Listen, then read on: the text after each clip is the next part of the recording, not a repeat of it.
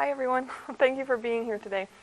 As Frank mentioned, I work at the El Camino CITD, and I also work for the SBDC, Small Business Development Center, as a business advisor doing international trade. And we'll talk a little bit about SBDC as we go through this website, which I'll introduce in a second too, because a lot of this push for certification came from the Small Business Jobs Act of 2010, which had a mandate that SBDC staff across the country have 10% of all their staff certified in international trade.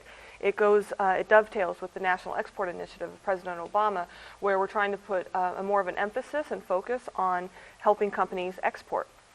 So let's see, my background really quickly. I came from the state of Missouri. I was born and raised in the Midwest, grew up on a farm. I left when I went to college, and then I worked for the state of Missouri in the International Trade Office as an international trade manager for 6 years, and then I came out to California. So feel free to ask any questions at any time. I want this to be a really good learning experience, and so don't be shy. I don't want anyone to shut down if you get lost. Also, I know from previous presentations I've given, sometimes I just slip into saying a lot of acronyms. So if you get lost at any point or I say an acronym that you're not familiar with, please interrupt me and say, hey, what does that mean? Okay, let's go around the room and do some just brief introductions so we know everyone, and we'll get started.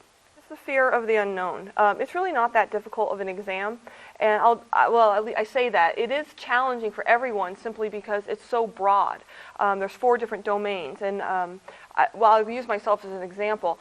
Most people, I think, are really strong in 1, 2, or 3 domains, but to cover the entire trade process can be unfamiliar, and I knew from my experience that I was really strong in the management and the marketing, and I knew some of the finance, but I realized that the logistics was going to be the challenge for me. So if you know yourself and where you are, we're going to have a lot more information on the website. There's learning in those areas, and we'll have the resources. We already went over the export programs guide, the trade finance guide.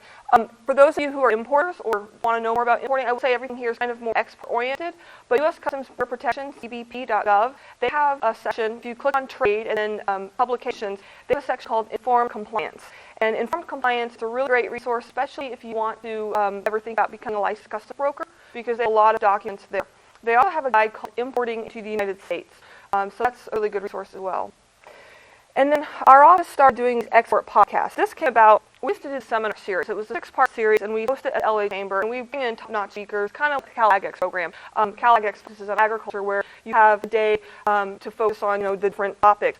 But what we found, unfortunately, that we just didn't have the high attendance that we had hoped for. And so the idea was to make it accessible by anyone, anywhere, regardless of location. If they couldn't break away from the office during the day, they just go here. They're all free. They're all online. We have 2 more to go. We're still trying to find time. Carolyn Brown, who works at Comerica Bank and is former director of the, finance office when California had a export office, international trade office. She's going to be doing finance one. We're trying to pin down a time. And then we have Pelican Products, who's going to talk about their experience in finding and qualifying international distributors.